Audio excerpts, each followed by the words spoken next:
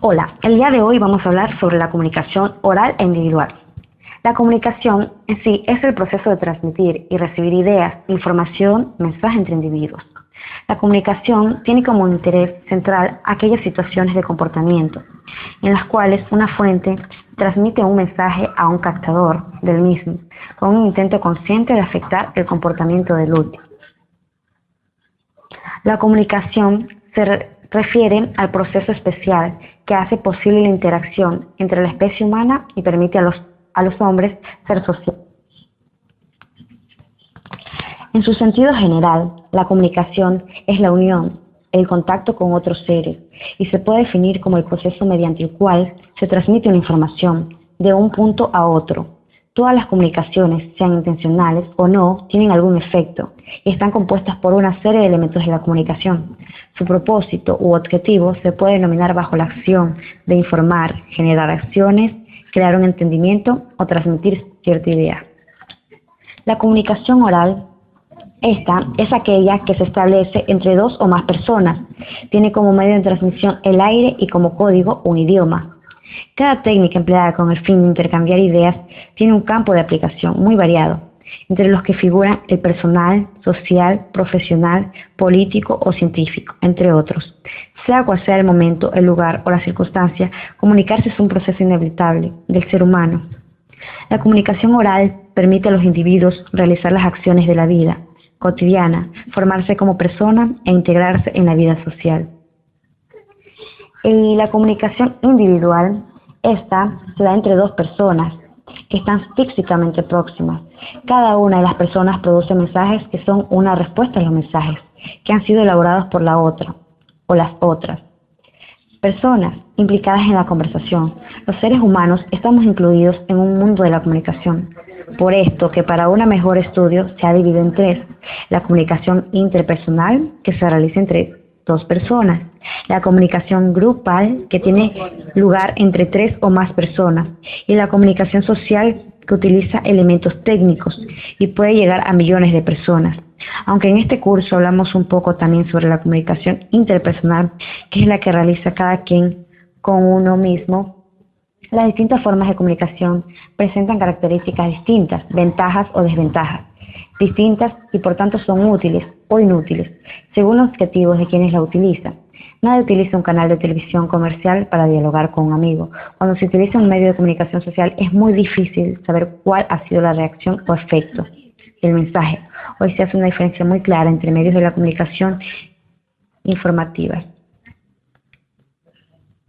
Tenemos también las ventajas y las desventajas. En las ventajas tenemos la respuesta inmediata, identificar a las personas aun cuando no las estamos viendo. En las desventajas tenemos dos puntos. Nos permiten transmitir graficaciones mentales en suma nitidez. Cobertura limitada cuando el emisor se dirige a un receptor o receptores.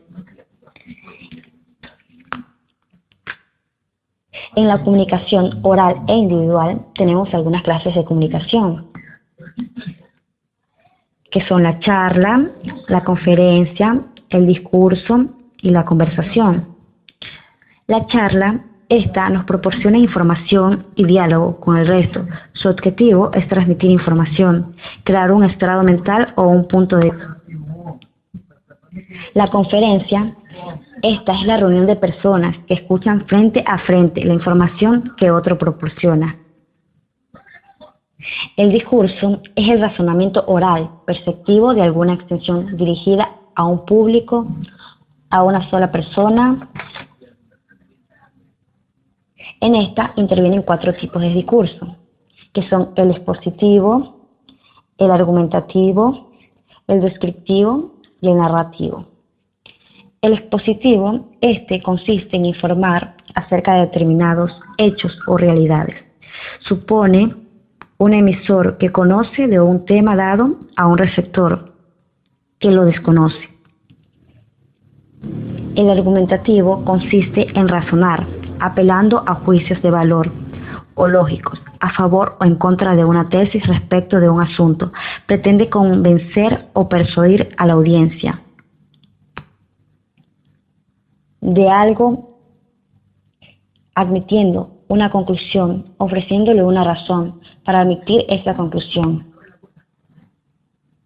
El narrativo narra, requiere organizar las acciones y los acontecimientos en un orden secuencial, narrar, en relatar o contar las interacciones que se producen entre determinados sujetos.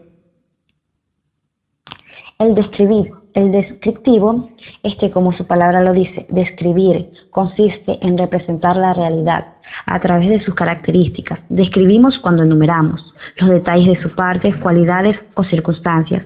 Lo descrito puede ser real o imaginario, concreto o abstracto. Y la conversación. Esta transmite el mensaje dentro y fuera del entorno, en las que intervienen varios tipos, pero entre ellas las más importantes tenemos el tipo de conversación estructurada o semiestructurada y la conversación cotidiana o espontánea. Primero les voy a hablar sobre la conversación estructurada o semiestructurada. Esta es un instrumento de aprendizaje, un método que surge a través del diálogo entre dos personas y que se asienta en las bases del aprendizaje y del diálogo, con los siguientes principios. Diálogo igualitario: se reconoce y manifiesta que todas las personas poseen habilidades y competencias. La conversación cotidiana o espontánea es una de las formas más importantes que tenemos para comunicarnos diariamente, es decir, para intercambiar ideas y opiniones. Puede ser definida como una interacción oral entre dos o más participantes, quienes en conjunto van determinando a lo largo del proceso conversacional que tenemos los temas que abordan, la aclaración de cada una de las intervenciones de los participantes y el orden de otros elementos. Esta determinación no se realiza abierta y explícitamente, sino que más bien surge de la cooperación de los participantes para el desarrollo de una conversación armoniosa. En general, la conclusión de la comunicación es necesaria, tanto para la profesión como para mantener buenas relaciones humanas, en el aspecto de relaciones y convivir con nuestros semejantes para establecer y concretar. Nos sirve de ayuda para relacionarnos y comunicarnos efectivamente en todos los ámbitos, tanto personal, familiar o profesional. Si logramos una buena comunicación oral e individual, podremos lograr dialogar efectivamente.